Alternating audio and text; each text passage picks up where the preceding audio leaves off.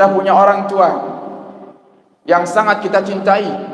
Di antara semua orang-orang yang ada di sekitar kita, orang tua kita lah yang mungkin saat ini paling sayang kepada kita.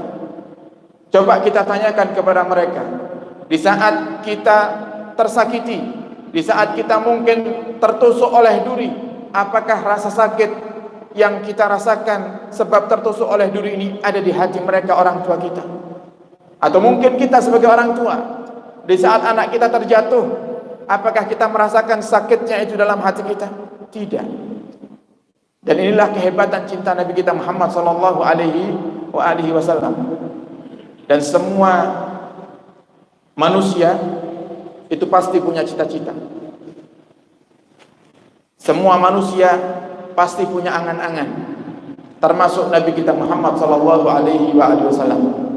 Inilah bukti bahwa Nabi kita Muhammad basyarun la kal bashar, manusia tapi tidak seperti manusia. Nabi kita Muhammad SAW sama seperti kita, punya angan-angan, punya cita-cita. Tapi kalau kita punya cita-cita hanya untuk kepribadian diri kita sendiri, kita punya cita-cita hanya untuk kesenangan hati kita pribadi. Tapi kalau Nabi kita Muhammad SAW, beliau punya cita-cita yang begitu agung. Apa cita-cita Nabi kita Muhammad? Nabi Muhammad pernah mengatakan, aku ya Allah berharap semua umatku masuk ke dalam surga bersamaku. Inilah cita-cita Nabi kita Muhammad SAW. Nabi ingin jenengan Bapak Ibu masuk surga. Tapi harusnya kita malu. Apakah pantas mata ini yang sering memandang yang haram, lisan yang terkadang jarang bersalawat kepada Nabi Muhammad, masih diharapkan surganya oleh Nabi kita Muhammad SAW? Ini bukti cinta Nabi kita Muhammad. Nabi rindu kepada kita. Tapi kenapa kok kita tidak rindu kepada Nabi kita Muhammad? Nabi berharap berjumpa dengan kita, sehingga Nabi katakan di hadapan para sahabatnya, syauqan ila ahbabi, sungguh aku rindu kepada kekasih-kekasihku. Sahabat pun berkata, alasna ahbabak ya Rasulullah, bukankah aku ini adalah kekasihmu wahai Rasulullah? Rasulullah pun menjawab, antum ashabi, kalian adalah sahabat-sahabatku. Mereka kasih-kasihku itu adalah mereka yang hidup setelahku. Mereka beriman kepada Allah, beriman kepadaku, dan mereka rindu untuk berjumpa denganku. Nabi rindu dengan kita, umatnya yang tidak pernah berjumpa dengannya. Nabi rindu dengan kita, Nabi kepingin berjumpa dengan kita. Tapi kenapa tidak ada sedikit pun rasa rindu dalam hati kita untuk berjumpa dengan Nabi kita Muhammad SAW? Ini adalah sebuah kenyataan bahwasanya hati kita sudah jauh dari Nabi Muhammad. Hati kita sudah jauh daripada jalur dan jalan yang diajarkan Nabi kita Muhammad SAW. Kita punya Nabi, Bapak Ibu, luar biasa baiknya kepada kita. Di setiap malam Nabi kita Muhammad mendoakan kita. Pernah suatu hari Nabi kita Muhammad di tengah-tengah daripada ibadahnya di tengah malam, Nabi mengangkat tangannya seraya berkata, Allahumma ghfir li Aisyah ma qaddamat wa ma akharat, ma a'lanat wa ma asarrat. Ya Allah, ampunilah dosa istriku Aisyah, dosa yang dulu, dosa yang sekarang ya Allah, dosa yang dia lakukan sembunyi-sembunyi dan dosa yang dia lakukan terang-terangan ya Allah. Kemudian Nabi kita Muhammad menoleh kepada Sayyidah Aisyah radhiyallahu taala anha, dan Nabi mendapati Sayyidah Aisyah di saat itu tersenyum. Dan Nabi katakan kepada Aisyah, asarurti ya Aisyah, apakah engkau senang wahai Aisyah dengan doaku? Sayyidah Aisyah pun menjawab, bagaimana tidak ya Rasulullah? Doa seorang Nabi, kekasih Allah, pasti akan diterima oleh Allah Subhanahu wa taala. Pasti akan dikabulkan oleh Allah Subhanahu wa taala. Bagaimana aku tidak senang dengan doamu, semua dosaku akan Allah ampuni. Kemudian Nabi kita Muhammad mengatakan kepada Sayyidah Aisyah, dan ketahuilah wahai Aisyah, doa inilah yang setiap malam aku panjatkan kepada Allah untuk umatku yang tercinta. Setiap malam Nabi Muhammad mengatakan, Allahumma ufir li ummati, ya Allah, ampunilah umatku, ma qaddamat,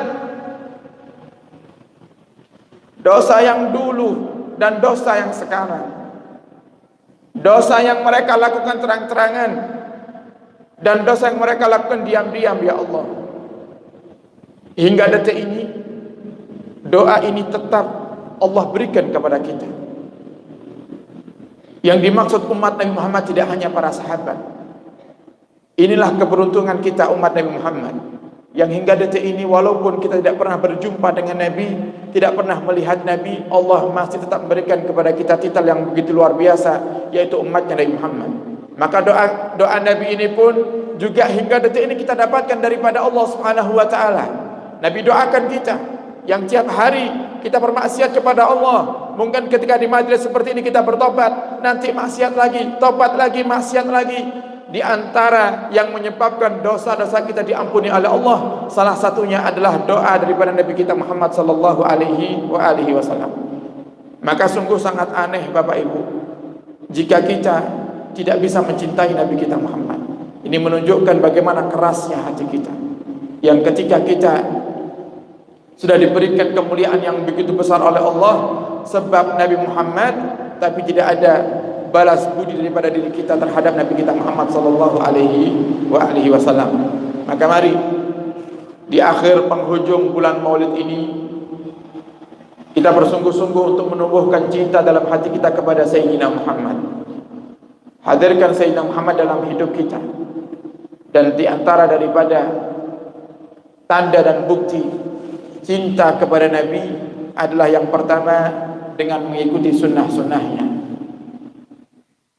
mengikuti daripada apa yang diajarkan oleh Nabi kita Muhammad sallallahu alaihi wasallam. Kemudian yang kedua, memperbanyak bersalawat kepada Nabi. Dan kita menghimbau kepada semuanya para jamaah, mari kita gemakan salawat di tempat tinggal kita, di kampung kita, tidak hanya di bulan Maulid saja.